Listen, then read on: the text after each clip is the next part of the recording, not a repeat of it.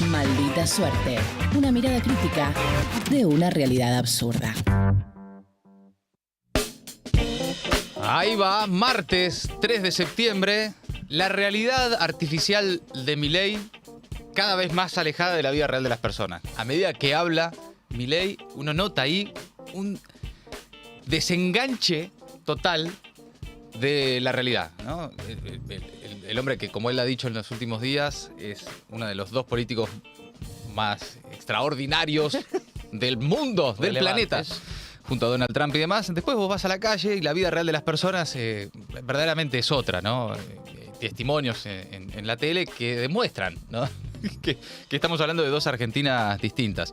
Bondi en el AMBA, últimas novedades. Hoy en Casa Rosada, reunión Macri-Milei. Hay acuerdo con la ciudad, no hay acuerdo con la provincia de Buenos Aires. Axel no se hará cargo de la red SUBE y salió al cruce de Milei por decir que básicamente es una decisión arbitraria e ilegal que perjudica a los bonaerenses y especialmente a los trabajadores del segundo y tercer cordón del conurbano. Axel versus Milei. Ayer fue el Día de la Industria. Tenés para las dos posibilidades que se presentan al respecto. Digamos, dos economistas totalmente distintos, dos personas totalmente distintas y con dos ideas totalmente distintas, hablando en el Día de la Industria de dos formas totalmente distintas. Así que ahora lo vamos a repasar también. El ataque a las universidades de las madres, atención con eso, la Policía Federal impidiendo el ingreso y egreso a la comunidad educativa.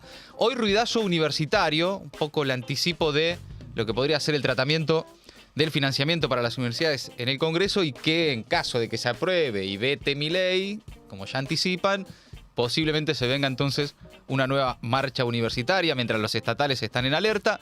Y algún ruido que se empezó a generar con un Milei cada vez más oscuro, restringiendo el acceso a la información pública de su gobierno y la reacción de algunos sectores que vamos a ir contando. Todo eso, mientras tanto, van dejando un like, dejan unos comentarios y arrancamos a resumir. La realidad artificial de Milei, cada vez más notable. El mismo día que vetó la ley de movilidad jubilatoria, se rindió a los pies de los grandes empresarios de la Unión Industrial Argentina, un poco sus patrocinadores también, entre ellos los Paolo Roca, etcétera, los Ratazzi, los Eurnequian, ¿no? Los que patrocinaron la llegada de Milei al gobierno. No hubo, por supuesto, ningún mensaje para las pymes, que están siendo destruidas. Reiteró su relato en contra del concepto de justicia social y también cuestionó los derechos de los trabajadores. Dijo textualmente: vinimos a achicar el Estado para agrandarle el bolsillo a ustedes. Escucha. Y lo único que es pernicioso para el desarrollo industrial es tener un Estado elefantiásico montado a sus espaldas. Esta administración está empecinada en reducir el costo argentino en la totalidad de la vida económica nacional, para así mejorar la competitividad de todos los sectores productivos. Vinimos a achicar el Estado para agrandar el bolsillo a ustedes. El reconocimiento es brutal. Vinimos a achicar el Estado para agrandarle el bolsillo a ustedes, le dice ahí a los grandes empresarios nucleados, en ese caso en la Unión Industrial Argentina, pero es un reconocimiento casi hasta pornográfico, ¿no? Achicar el Estado para agrandarle el bolsillo a ustedes. ¿A ustedes quiénes? No le está hablando a los trabajadores. Está hablando a los empresarios que estaban ahí sentados escuchándolo. Bueno, Milei, por supuesto, cuestionó los derechos laborales. Dijo que no importa cuántas regulaciones quieran inventar para proteger a los trabajadores, porque atenta eso contra la capacidad de generar riqueza del sector privado. A ver si se entiende de una vez. Hay una sola forma sostenible de que los trabajadores estén cada día mejor. Un Estado que proteja el valor de su dinero y un sector pujante que demande trabajo. No importa cuántas regulaciones quieran inventarse para proteger a los trabajadores. Cualquier regulación que atente contra el valor de la moneda y contra la capacidad del sector privado de generar riqueza, lo único que genera es más pobreza. Bueno, ahí está. Por supuesto no es una novedad, no es algo que nos estemos enterando ahora. A veces impacta el reconocimiento tan explícito de que efectivamente es un gobierno al servicio del gran poder económico. Ahí está, pero dicho claramente, y de esa forma, de manera explícita, ¿no?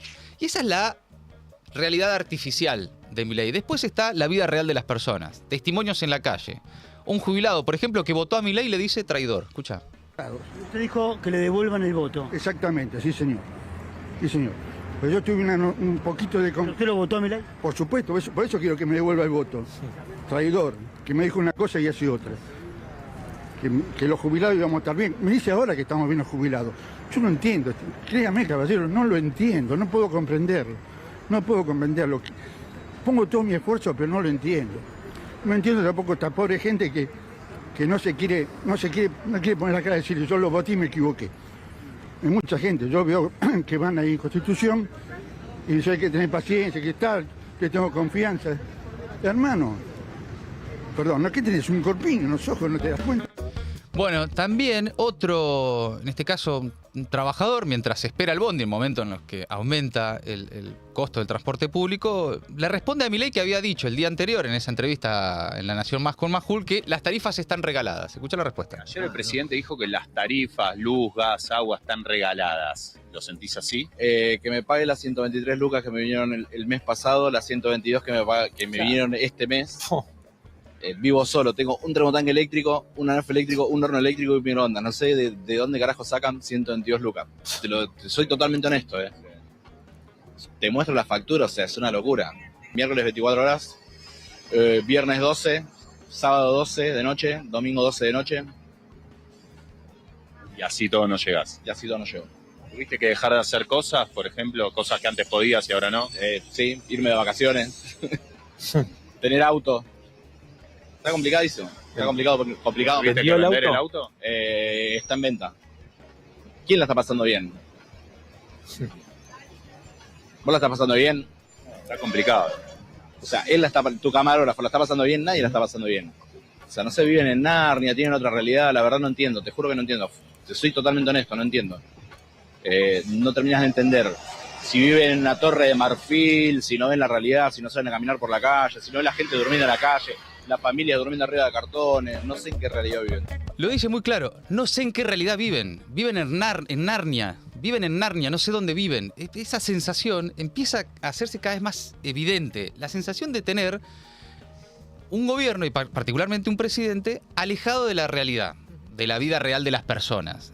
Un tipo que va a una entrevista en la tele y dice, las jubilaciones están volando, las tarifas están regaladas, que va al día siguiente en la Unión Industrial Argentina y reconoce, así explícitamente, todo lo que estamos haciendo es achicar el Estado para agrandar el bolsillo de ustedes, le dice a los empresarios. Buscando ahí también el reconocimiento, el aplauso de ese sector que lo patrocina. Y después una serie de, no nos vamos a meter ya en términos más personales, de cataratas de autoelogios permanentes de Milei con él mismo, que vos decís, flaco, ¿dónde estás? ¿Dónde está tu cabeza? ¿Dónde está tu percepción, ya no solo de la realidad, sino de vos mismo? El tipo cree realmente que él y Donald Trump son los dos líderes más potentes del planeta. Bueno, ayer nuevamente Elon Musk tuiteando en apoyo a Javier Milei, diciendo que está logrando lo imposible, y varios integrantes del gobierno de Milei retuiteando esos elogios. Esa es la realidad paralela que construyen con el apoyo, mejor dicho, también de esa comunidad de derecha radical internacional. Y por supuesto también acá de los voceros institucionales y los oficiales y los paraestatales, digamos, ¿no? La información más institucional y la información de sus voceros en los medios. Todo va construyendo, pero ojo con esto, porque ya le ha pasado a otros gobiernos de otras formas. Empiezan primero a mentir. Todo lo que ha dicho Milei en los últimos días es mentira. O puede tener, además de una percepción equivocada, son mentiras. Que las jubilaciones están volando son mentiras. Que las tarifas están regaladas es mentira. Pero además de mentir, hay un proceso siguiente que es creerse su propia mentira. Y eso empieza a conformar ahí un alejamiento total de la realidad, de percibir, de ser sensible a lo que le pasa a la gente. Algo que en general es un problema que se extiende en la política. No es Milei el único que empieza a verse alejado de la vida real de las personas, pero acá lo que se ve además es ya directamente una persona que percibe las cosas de otra manera. Generalmente cuando se llega al poder se empiezan a rodear de gente, digamos, que les dicen lo que quiere escuchar, o sea, cada vez se alejan más de las personas. En el caso de Milei, además, particularmente, tiene un rechazo manifiesto, evidente, a quienes lo critican. Entonces, imaginamos que su círculo cada vez más cerrado, no hay forma de que le pueda llegar algo real ahí. Y bueno, eso es lo que va pasando. Cada vez más lejos, cada vez más lejos. No, y el resto son todos unos boludos, unos chantas, no la ven. Liliputiense tiró el otro día, ya es como que todo lo que está del otro lado, todo lo que no sea secuencia total a él, gente idiota que no entiende nada, ¿no? Básicamente, mientras, insisto, después, en su gran mayoría, mucho de ese relato oficial es luego desmentido con datos oficiales. Tampoco es que hay que hacer una elaboración, ¿no? de demasiado una sofisticada. Investigación profunda. Vas al INDEC y ves cuánto aumentó el desempleo, etcétera, y qué sé yo, y te decís, no, Franco, cuánto aumentaron las tarifas en el primer semestre, cuánto perdieron las jubilaciones frente a la inflación, y decís, directamente lo que estás haciendo es mentir y además creerte tu propia mentira. Bueno, la vida real de las personas también tiene que ver con el transporte público. Bondi en el AMBA. Javier Milei recibe a Jorge Macri para ratificar el traspaso de los colectivos a la ciudad, y Axel, por otro lado, en la provincia, acusa al gobierno nacional de perjudicar a los bonaerenses con una medida ilegal y arbitraria, así lo ha calificado. Hoy en Casa Rosada hay reunión, foto y abrazo entre Jorge Macri y Milei, un acuerdo que pone fin al conflicto entre ambas jurisdicciones por el recorte de los subsidios nacionales al transporte público en tierra porteña. Macri rechazaba hacerse cargo del 100% del subsidio sin que la nación concretara la transferencia completa. El principio de entendimiento entre las partes es además un capítulo más en el intento de reconciliación política permanente entre Milei con el presidente del PRO, Mauricio Macri, con quien ya se reunió 4 veces durante el mes de agosto en la Quinta de Olivos, el Club de la Milanesa. Se juntan ahí, comen milanesa con ensalada y van rosqueando. Con el paso de manos quedará definirse cómo se va a cubrir el rojo. En definitiva, si es con más subsidios por parte del gobierno porteño o, adivina, con un ajuste en la tarifa. Sospecho que con un ajuste en la tarifa, pero veremos. Mientras tanto, el jueves 5, este jueves, las empresas deben recibir el dinero para pagar los salarios de los choferes. Lo que están diciendo los choferes es que pague quien tenga que pagar, pero nosotros, el día que nos tienen que depositar la guita, que esté en las cuentas. Si hay cortocircuitos, es posible que la Unión Tranvíeros Automotor, UTA, tome medidas de fuerza. Eso en territorio porteño. En territorio bonaerense, Axel Kicillof no se hará cargo de la red SUBE, que es esta red que hace descuentos por segundo y tercer viaje. Salió al cruce de Milei y dijo que es una decisión arbitraria e ilegal. El Ejecutivo Nacional tiene leyes, presupuestos y partidas asignadas a tal fin e impuestos que se cobran para solventar esa erogación. La provincia no tiene las herramientas jurídicas para hacerlo, dice Axel. Claro. Entre enero y agosto, Buenos Aires invirtió más de 454.000 millones de pesos en las políticas de compensación tarifaria del AMBA e Interior, transporte fluvial, boleto especial educativo. Solo en el último mes, la provincia destinó 79.000 millones de pesos a estos subsidios. Y dice que la provincia de Buenos Aires cubre el 100% de los subsidios de las líneas provinciales de colectivos del AMBA para la compensación tarifaria de 262 líneas, que tengo entendido son las del número 200 para arriba. Además, después de que el gobierno nacional eliminó, dice Axel, el fondo compensador del transporte, elevó la provincia un 110% el presupuesto asignado para los subsidios, que cubre parte del boleto a los usuarios de las ciudades del interior. Y anticipó el gobernador bonaerense que va a ir a la Corte Suprema también por este tema. Ya iniciamos reclamos ante la Corte que corresponden a la compensación frente al no traspaso del sistema previsional, que son las cajas jubilatorias que reclaman las provincias, al recorte del Fondo Nacional de Incentivo Docente, el FONID, que era parte del salario de los trabajadores docentes que cubría Nación, y el Fondo de Compensación por el Transporte del Interior y el Fondo de Fortalecimiento Fiscal. Todo eso hizo que el gobierno bonaerense fuera a la Corte Suprema. Ahora van a hacer lo propio para reclamar, lo que dice Axel, un nuevo avasallamiento, dice ahí en un hilo en Twitter. Los más perjudicados de esta decisión unilateral son los bonaerenses, dice, que viven en el segundo y tercer cordón del conurbano y que utilizan más de un colectivo para ir a trabajar diariamente. No es una medida que castiga a un gobernador, castiga a quienes viven más lejos y tienen menos recursos. Dice oficialmente entonces la respuesta en las últimas horas de Kicillof en este conflicto con el transporte en el área metropolitana de Buenos Aires, mientras en instantes Milei recibe a Jorge Macri para traspasarle 31 líneas de colectivos. Bueno, Axel versus Milei. Hay ahí algo que se va construyendo casi naturalmente. Y el Día de la Industria era una fecha sensible para que uno dijera una cosa y el otro dijera otra totalmente opuesta. Y sí, claro. Estamos pasando de la industria nacional a una nación sin industria, dijo Kicillof. A ver. El gobierno de Milei es enemigo de la producción nacional. Y gracias a Milei estamos pasando de la industria nacional a una nación sin industria. No sé qué otros números y qué otros datos hay que esperar para ver que este modelo lleva por este camino y lo profundiza. Bueno, esto fue en una jornada que se llamó En Defensa de la Industria Nacional, un encuentro que tuvo lugar en una fábrica, en la sede de la empresa Traverso Alerjú Sociedad Anónima, que reunió a empresarios, representantes de diversos rubros, de la construcción, textil, automotriz, metalmecánico, y también sindicatos, ¿no? Y bueno, básicamente una puesta en escena de los sectores que quiere representar, ¿no? Esa forma de entender la Argentina. Empresarios, trabajadores, el sector privado, el sector público, y todos juntos ahí en defensa de la industria nacional. En contraposición, claramente, al discurso de la mañana del presidente Milei en la Unión Industrial Argentina, diciendo lo único que tiene que intervenir el Estado es en tener una política fiscal. Es decir, en no tener una política industrial, básicamente. Bueno, hay esa contraposición que se viene dando en cada aspecto que se puede, ¿no? Exactamente la antítesis, ya lo planteaste vos. Todo lo que vaya a hacer Milei, siempre todo lo contrario. Tener la antítesis del lado de la provincia de Buenos Aires. En espejo, ¿no? Y casi inmediatamente a todas las declaraciones y gestos de Milei hay una respuesta, una discusión, una discusión de ideas también, planteada. No es que sale y le da un proyecto distinto de país, es decir, una posibilidad de pensar más allá de el camino del anarcocapitalismo en la Argentina, ¿no?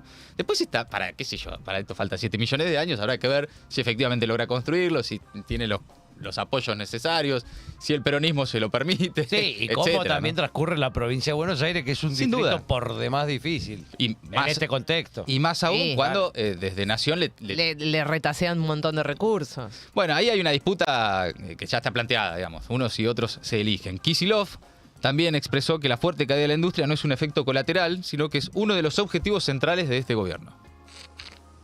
Que hace mucho daño a la industria nacional. Este daño no es ni un efecto colateral ni una cuestión circunstancial. Es uno de los objetivos centrales. Y con esto quiero ser totalmente claro. Es un objetivo de este gobierno, el de Milei, desmantelar la industria y la producción nacional. Ahí estaba Axel Kicillof. También en un momento le tiró a los mismos de siempre, ¿no? Y recuerda los nombres, sin decirlo, de Bullrich, Caputo y Sturzenegger. Es mentira que la sociedad votó el ajuste. Como es mentira también lo que se dijo durante la campaña, que nunca se iba a conseguir un resultado distinto con los mismos de siempre. Y que por tanto iba a haber un nuevo elenco, un nuevo staff en la política de la Argentina. Es mentira. Los ministerios más importantes de este gobierno, el de Seguridad, el Ministerio de Economía y el de Reforma del Estado, cuentan hoy con candidatos y representantes de la fuerza que salió tercera en la elección y que ya gobernó y fracasó espantosamente durante el gobierno de Macri. Son los mismos de siempre, haciendo las mismas políticas de siempre. Por eso los resultados son iguales que los que se sufrieron durante los 90, que los que se sufrieron durante la época de Martínez de Oz. No hay resultados distintos con las mismas políticas. Bueno, ahí estaba Axel Kicillof. En las próximas horas, se supone que mañana tendría que haber una reunión de los gobernadores de Unión por la Patria. Llega el momento de los gobernadores, tanto de Unión por la Patria como de Juntos por el Cambio, pues se empieza a discutir el presupuesto 2025. Incluso dicen que Milei podría ir él mismo a defender el presupuesto al Congreso, algo con lo que se especulaba por estas horas, y ahí tienen que jugar los gobernadores. Básicamente porque, entre otras cosas, se define cuánta guita va para las provincias, cuántas obras, en qué, etcétera. Por lo tanto, en las próximas horas va a empezar a haber apariciones, o eso supongo, reuniones y rosca de libertarios versus federales, ¿no? Que es un poco la batalla de estas horas. Bueno, cambiamos de tema. Ataque a la Universidad de las Madres. En una nueva provocación del gobierno de Milei, la Policía Federal de Patricia Bullrich impidió durante horas el ingreso y egreso por parte de la comunidad educativa, de estudiantes, de docentes, de trabajadores no docentes, a la sede de la Universidad Nacional Madres de Plaza de Mayo. La rectora es Cristina Camaño. Había quedado encerrada en la universidad y por la tarde, luego del repudio que despertó la noticia y de una concentración en la puerta del edificio, la policía finalmente se retiró del lugar, luego de una negociación también, que contaba de esta manera Camaño desde la puerta de la universidad detrás de un cordón policial. Corresponde eso que por mí que quede cerrado no me interesa, voy a empezar a usar la escalera aunque me duela la rodilla.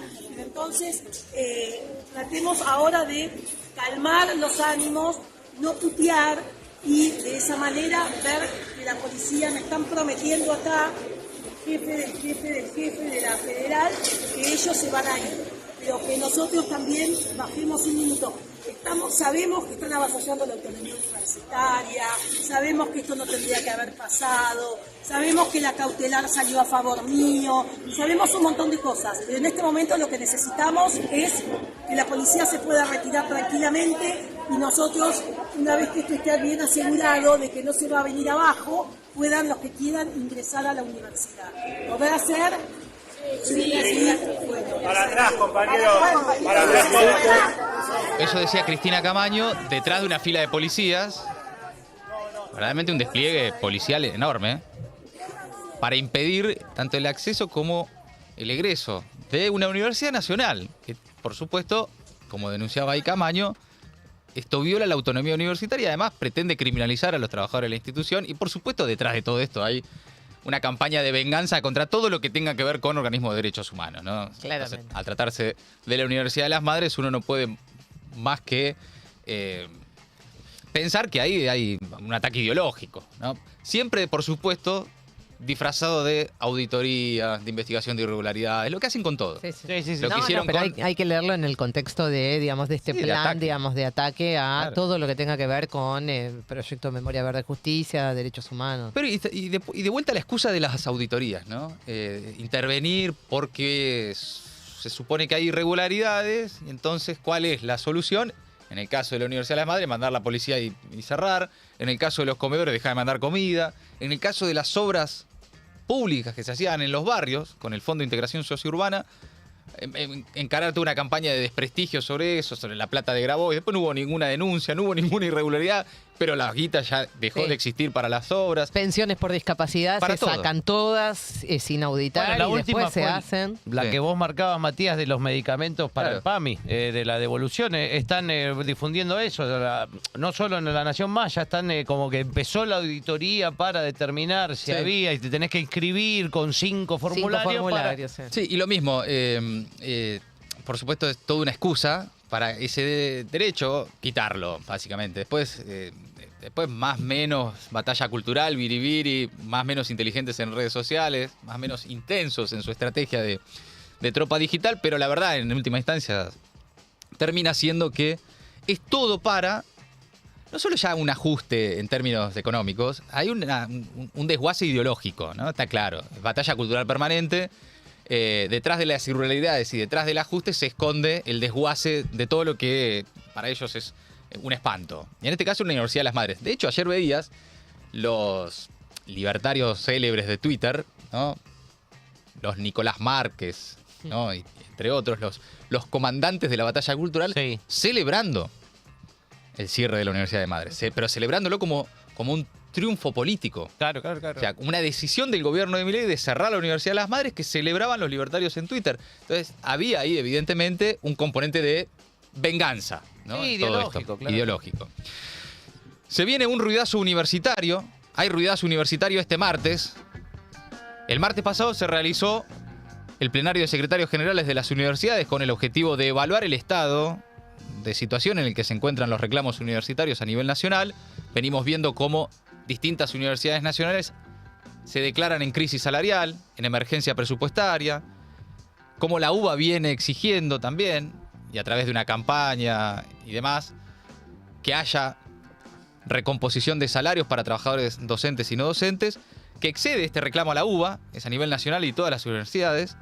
Decidieron realizar un ruidazo nacional este martes, según dicen, para que el Senado escuche el reclamo por la aprobación de la Ley de Financiamiento Educativo Universitario Nacional. Esto debería tratarse el jueves en el Senado, si efectivamente hay posibilidad de que los sectores de la oposición que impulsan este proyecto logren llevar al recinto y aprobar un financiamiento educativo. Y además, ante el posible tratamiento de esta ley, para el próximo jueves, desde las universidades decidieron convocar a un paro nacional de 24 horas y movilización que permita la concentración frente al Congreso Nacional y en cada universidad del país el día que se trate un nuevo financiamiento universitario. Claro, el gobierno de todas formas tiene decidido vetar también el financiamiento universitario en caso de que lo apruebe el Senado. Así como vetó el aumento de 18.000 pesos para los jubilados, tiene pensado también, y lo están anticipando, vetar más presupuesto para las universidades. Las autoridades nacionales buscan que el proyecto no sea discutido en el Senado, al menos esta semana, pero advierten que no hay negociaciones para la letra chica del texto y que la Casa Rosada no lo va a aceptar. Es decir, vendría, en caso de que el Senado apruebe mayor presupuesto para las universidades, el veto del presidente a los degenerados fiscales que, bueno, quieren que los docentes puedan vivir de ser docentes, entre otras cosas. Un informe elaborado por las universidades nacionales de Río Negro y San Martín y validado por el Comité Ejecutivo del Consejo Interuniversitario Nacional muestra con detalle la caída salarial mes a mes de los trabajadores universitarios. En lo que va del año, docentes y no docentes de las universidades nacionales perdieron más de un cuarto de su poder adquisitivo en términos reales. Un cuarto del poder adquisitivo real en lo que va del primer semestre del gobierno de Milei. En la comparación con los aumentos acordados en 2023, que eran 9% para noviembre, 6% para diciembre y 10% para febrero de 2024, los aumentos decretados por el gobierno de Milei desplazaron a más del 85% de los trabajadores por debajo de la línea de la pobreza. Atención a ese dato, ¿no? Sí. Los aumentos decretados por el gobierno actual, por Milei, desplazaron a más del 85% de los trabajadores docentes y no docentes por debajo de la línea de pobreza.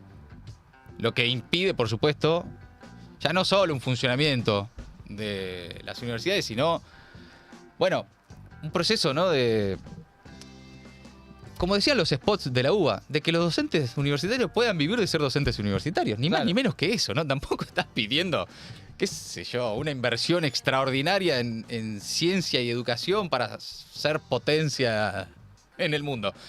Que el docente universitario pueda vivir de ser docente universitario, no mucho más que eso.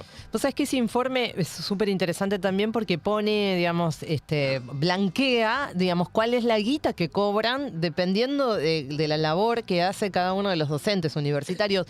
Y para dar un ejemplo, sí, que tiene dedicación exclusiva, con antigüedad de más de 10 años, que vendría a ser la categoría más alta, que ese sería el que más cobra, el que más cobra, cobra un palo 400. O sea, el docente universitario que más gana, en el mejor de los casos, un palo 400 con dedicación exclusiva. 1.400.000 pesos. Me parece que es interesante como para tenerlo en cuenta de ahí para abajo. No, por supuesto. O sea, de ahí para abajo. Ese es el mejor de los casos, ese, ¿no? es el mejor de los casos. Claro. Exclusiva, con más de 10 años, un palo ni siquiera llega a 400. Que debe ser una minoría, además. Sí, claro, sí, obvio. Solamente, y acá lo dice, porque además también el de dedicación exclusiva es solamente el 10%. El 10% de los trabajadores. Del plantel, digamos, de los trabajadores de todas las universidades públicas. Bueno, eso es lo que se está discutiendo por estas horas, como con los jubilados, ¿no? También. Toda una discusión para aumentarle o no 18.000 pesos por única vez a las jubilaciones para recomponerlo de enero. En el caso de los docentes universitarios es lo mismo. Es que puedan vivir de ser docentes universitarios, no estar por debajo de la línea de la pobreza. Claro, no es mucho más lo que se le está pidiendo al gobierno de Milei, ¿no? Bueno, todo esto empieza también, hay que ver qué pasa en el Senado con el presupuesto. Que lo más probable es que el oficialismo lo vete, en caso de que la oposición logre el número, lo apruebe, que después viene el veto del oficialismo, otra vez de vuelta a la discusión, viene el Congreso, los 2/3, etc. Ahora, posiblemente lo que suceda es que empieza a confluir una serie de sectores en un mismo reclamo. Vos tenés los jubilados marchando el miércoles. Veto a los jubilados. Las universidades están esperando a ver qué pasa con esto. Si hay veto, ya se está preparando para mediados de septiembre una movilización. Empezás a ver distintos sectores movilizados por separado, porque hay conflictos, hay tensión, pero por ahora todo por separado. Cuando eso se organiza, y posiblemente tenés ahí algo que muchos vienen pidiendo por estas horas, que es hagamos algo, salgamos a la calle, vayamos a algún lado. Alguien algo. Que alguien algo. Bueno, empieza a haber ahí un movimiento, veremos qué sucede. Cambiamos de tema. Milei, cada vez más oscuro, por decreto restringe el acceso a la información pública de su gobierno, un DNU que lleva la firma de Guillermo Francos y Milei que limita la libertad de los ciudadanos para consultar datos sobre la gestión, básicamente. El gobierno de la libertad busca limitar la libertad de la ciudadanía para preguntar sobre cuestiones de interés público, marcando una diferencia arbitraria entre información pública y datos de naturaleza privada. Entonces ya no queda del todo claro qué es una cosa y qué es otra, buscando además perseguir a quienes hacen preguntas incómodas bajo la figura de mala fe, entre otras cuestiones y más. Bueno, hay todo un asunto, ¿no?, que está pasando, y que no es una novedad, de la relación que tiene en general Milei con la crítica, ¿no? Esto ya lo hemos visto. Sí, no lo toma bien. No es algo con lo que se lleva bien. No, digamos, ¿no? Aparentemente no se lo toma de la mejor manera. Bueno, y por supuesto también, al pedir información pública, accedes, o el gobierno está obligado a responder, a información que por lo general, si no, no aparece. Que, por ejemplo, en el último tiempo, ¿cuánto costaron los viajes de Milei por el mundo? Sí. Por ejemplo, la información de los galpones llenos de comida sin repartir surge de un pedido de acceso a información pública del Destape.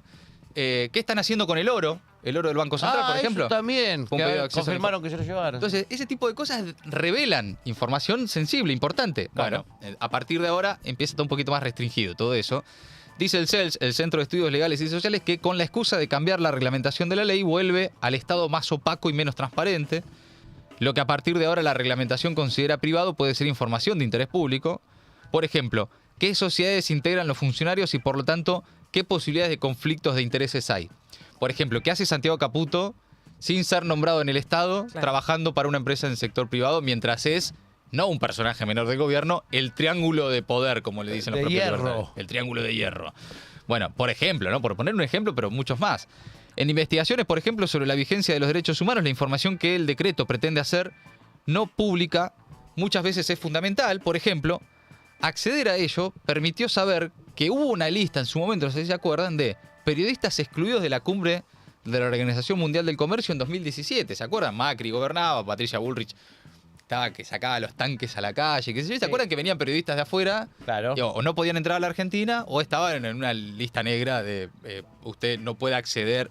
Todo eso era parte también, o se reveló en aquel momento, de pedido de acceso a la información pública que incluso hicieron algunos medios internacionales en ese entonces. Bueno, esta decisión, dice el CELS, es claramente antidemocrática y contraria a la Constitución y los estándares internacionales de derechos humanos. Lo que puede ser una formalidad, una cuestión de forma, una cosa así más más relacionada a la comunicación, empieza a tener en realidad y a sumar elementos de un gobierno que se va transformando en, o Milei al menos, además de un tipo que miente y se cree su propia mentira, en un tipo que además empieza a ocultar información. Sí, empieza a volver todo un poquito más oscuro, ¿no? La figura del presidente. Hay una línea con eso, ¿no? Recordemos que de los primeros meses de gestión, porque fueron meses, recién en febrero fue a la Casa Rosada, él en el Hotel Libertador, haciendo sus reuniones ahí. Hay cosas que evidentemente no le gusta informar al gobierno. No, y que tiene además, por supuesto, en la prensa o en los medios, o en lo que en su momento eran los ensobrados, un enemigo elegido a propósito, y es parte también de una estrategia que lo excede a Milei, ¿no? La misma estrategia de Trump en Estados Unidos, de Bolsonaro en Brasil, que es la culpa es de los medios, la culpa es del periodismo. No muy alejado de lo que en algún momento fue también una estrategia fundamental del kirchnerismo, ¿no? En ese momento, contra el grupo Clarín, contra Mañeto, esta cosa de lo que los medios te ocultan, lo que los medios mienten. Depende cómo utilices vos ese argumento, puede ser más o menos autoritario. Si es una discusión ideológica, es una discusión de formas, está. Ahora, cuando ya empieza a ser persecución, cuando ya empieza a ser ocultamiento de información, cuando ya empieza a ser, como se viene advirtiendo y como es evidente durante el gobierno de Milei, una relación conflictiva, bueno, ya empieza a tomar otro color, ¿no? La situación. Imagínense que hasta Fopea salió a decir que esto no le gusta, chicos. No, ¿en serio? Hicieron enojar a Fopea. Lo que pasa es que también se la agarraron con Joaquín Morales Solá, con Zaguier. Jacqueline. Hay un tema de la nación acá. Ya están ahí metiéndose con gente que, bueno, Fopea defiende, sí, pero si ¿no? lo nombra siempre a Fopea Milei, dice que no habla Fopea de esto, pero también muestra cómo inteligentemente trabaja con esos sectores que la sociedad percibe como los privilegiados o los... Sí, no, y además que, por cierto, digamos, también hay una discusión para dar ahí, está bien, podés ponerte a discutir con el periodismo, o no sé si con el periodismo, pero por lo menos con... Hay una discusión posible ahí, está bien, está. Ahora, el tema es cómo, ¿no? Claro, de decir que hay información que no se puede dar. Claro, y empezar a ocultar información, empezar a restringir libertades, empezar a restringir acceso a datos que deberían ser públicos, etcétera, ¿no? Bueno, el tema igual con Clarín hay algo, Con La Nación. Sí. Particularmente con Zaguier y La Nación, ya lo viene diciendo el propio Milei. Mira, este tema hoy, por ejemplo, es tapa de La Nación. Título principal de La Nación: críticas al gobierno tras el decreto que limita el acceso a la información pública. Evidentemente algo está pasando entre La Nación y Milei. Sí, que también hay que aclarar que no es la misma línea La Nación Diario que La Nación Tele. No, pero hay alguna, o sea, sí, puentes, bueno, pero no es lo mismo. Bueno. Pero me parece que esto le trajo problemas hay acciones. a Majul incluso. Están contando. Sí. Milei está en una con Zaguier, claramente, ¿no? El dueño de La Nación. Enojado, entre otras cosas, por la investigación de las facturas truchas que publicó Halcón Adamón. Facturas truchas, por lo menos flojas de papeles, de cuando Milei era asesor de Scioli, cuando Scioli era gobernador bonaerense. Bueno, Milei atacó al dueño de La Nación en su propio canal, además. Esto fue el domingo a la noche, con Majul, que no... Vamos a poner un ratito, no sabía cómo hacer para salir de ahí. Esto pasó el domingo, a ver. El terrorismo, el narcotráfico, ¿estamos de acuerdo? Dígame quién es el único especialista en esos temas. Lijo. Es decir, Sí, ¿se da cuenta? no, es una persona que se preparó toda su vida. El único es. Sí, yo lo entiendo. Yo entiendo que está la agenda de Zaguier, le manda a sus 4 esbirros, esos pseudo periodistas con los que manda a atacar, y una de las cosas que hace es atacar al juez Lijo. Digo, que Zaguier explique por qué tiene tanto encono con Lijo y conmigo. Bueno, a ver, La Nación tiene una política editorial.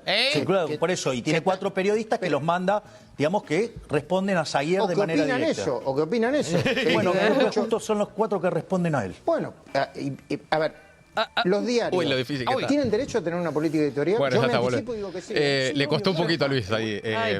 Dicen que Luis Miguel. Yo no sé si será cierto, pero dicen que como no fue tan clara la defensa de Zaguier, aparentemente le habrá llegado algún mensaje. Algún tironcito de orejas. En un momento un poquitito más adelante dice una frase tremenda, la frase más confrontativa de toda la entrevista, que es: me voy a permitir no coincidir.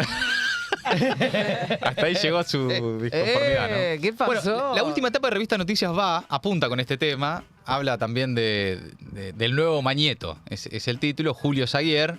Y bueno, esta situación que evidentemente está sucediendo entre el gobierno y uno de los principales medios de la Argentina. La Nación se convirtió en enemigo público número 1 del gobierno. Estamos hablando del diario.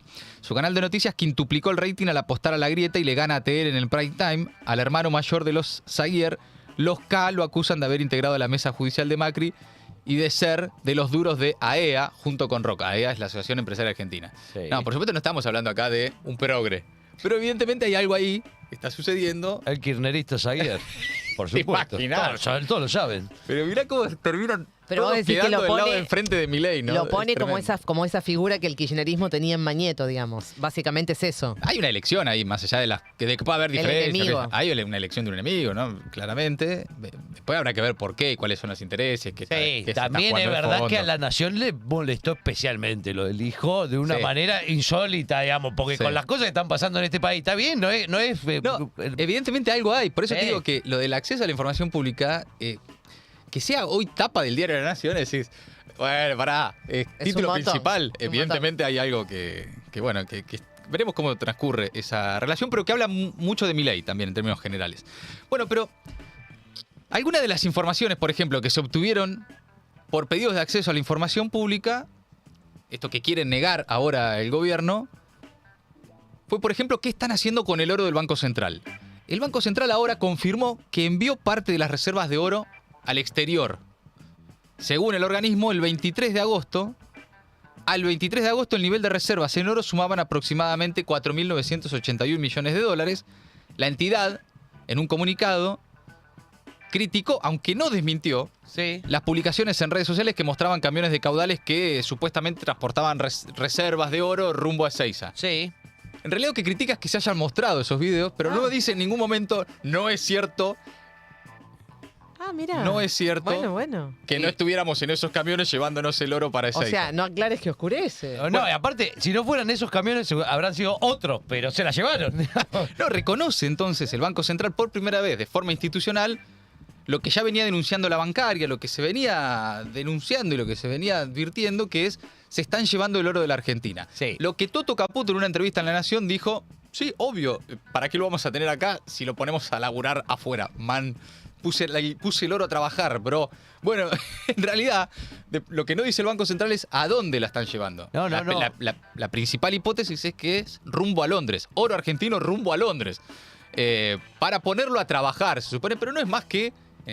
Es el Toto Caputo abriendo el primer cajón de la mesa de luz de la madre, sacando 3 anillitos de oro y yendo a la casa de empeño. Es eso. Pero es Toto Caputo poniendo el oro argentino como reserva ante más deuda, ¿no? Sí, claro. Yo te dejo el oro acá y es garantía de deuda. Eso es lo que está haciendo Caputo. Lo que pasa es que no lo terminan de confirmar en este comunicado del Banco Central. Vos decís, ¿qué tiene que ver el Banco Central con el Ministerio de Economía? Mira, el socio de Toto Caputo, Santiago Bausili, es el presidente del Banco Central. Socios que literalmente eran socios antes de llegar al gobierno. Tenían una consultora juntos. Uno fue al Ministerio de Economía, el otro fue al Banco Central. Entonces esa independencia del Banco Central del Poder Ejecutivo, chamullo, que en este caso vuelve a verificarse. Cambiamos de tema. Por último, quiero detenerme en esto, que es el ajuste en la justicia en los barrios. Vamos a saltearnos una noticia, pasamos a... El Ministerio de Justicia de la Nación cerró la mitad de los centros de acceso a la justicia de los barrios populares de la ciudad, según un informe de ASIG. Cuenta que los espacios que fueron cerrados recibían, por ejemplo, para que se den una idea, el 42% del total de las consultas de la ciudad. O sea, ese tipo de espacios de acceso a la justicia en los barrios recibe casi la mitad de todas las consultas que tiene la gente para hacerle al Poder Judicial. 6 de ellos estaban entre los 10 más requeridos de la ciudad. Atendían especialmente casos relacionados a, por ejemplo, documentación personal, derecho de familia, consultas vinculadas a, por ejemplo, cómo obtener el DNI, una partida de nacimiento, temas vinculados a pensiones, jubilaciones, vinculados a alimentos, por ejemplo, también a un régimen comunicacional de hijos e hijas, entre otros, requerimientos muy básicos de las familias y la gente en los barrios, que tenía en esos centros de atención y de acceso a la justicia un poquito más cerca al Estado para hacer un reclamo. Claro, porque la relación del Estado con los barrios, con la gente que vive en los barrios populares, evidentemente no es la misma que la que vive en otro lugar. Sin duda, sin lugar a dudas. De hecho, cerraron en total 8, la mitad de los 16 que existen en la Ciudad de Buenos Aires, y lo único que parecen tener en común todos los centros cerrados es que se encuentran en barrios populares. Claro. Los que están en otros barrios no los cerraron. Claro. También advierten desde ASIG que la decisión no fue comunicada a través de medios oficiales, sino por medio de correos electrónicos la semana pasada sin ningún tipo de fundamentación o previsión. En un contexto de aumento de la pobreza y del deterioro de las condiciones de vida, reducir los canales directos de acceso a derechos, sobre todo en los barrios con mayores vulneraciones, agrava de forma sustancial la situación de quienes ya se encuentran en peores condiciones. Es lo que advierte el informe que firma, entre otros, también el CELS, INESIP y demás. ¿Por qué Cunio Libarona los cierra? ¿Cuál es la razón del gobierno? ¿Por hijo de puta? No necesariamente, o sí, perdón. en parte. El ministro ya había anunciado el 10 de junio pasado la decisión al catalogar a estos centros que acercan derechos y justicia a los sectores populares como una caja política. Lo mismo que con todo lo que venimos hablando. Acá hay un negocio, acá hay una irregularidad, ¡pum!, se cierra. Por supuesto, luego sin verificar efectivamente que existan ese tipo de irregularidades. Según señaló Página 12, la medida impactará en más del 70% de los espacios existentes, mientras los trabajadores y trabajadoras pelean por reincorporaciones con más de 200 puestos laborales en juego, ¿no? Por supuesto, ahí está una cuestión que tiene que ver con los que trabajan en esos centros, pero especialmente con el acceso a sus derechos y con el acceso a la justicia, con tener la justicia un poquito más cerca en los barrios populares. Por último, cambiamos de tema. Atención con Córdoba. Incendio en Córdoba. Avanza el fuego y ya alcanzó algunas casas. Otra vez incendios en la provincia de Córdoba. Pese a que durante el fin de semana varios focos fueron controlados, las llamas crecieron nuevamente en distintos puntos de la provincia. En el Valle Calamuchita actualmente hay un foco ígneo que se extiende por casi 3 kilómetros. El tercer fuego activo se encuentra próximo a la autopista Córdoba-Rosario, a la altura de Oncativo. Los bomberos y la patrulla rural trabajan para apagar las llamas y la situación también es complicada.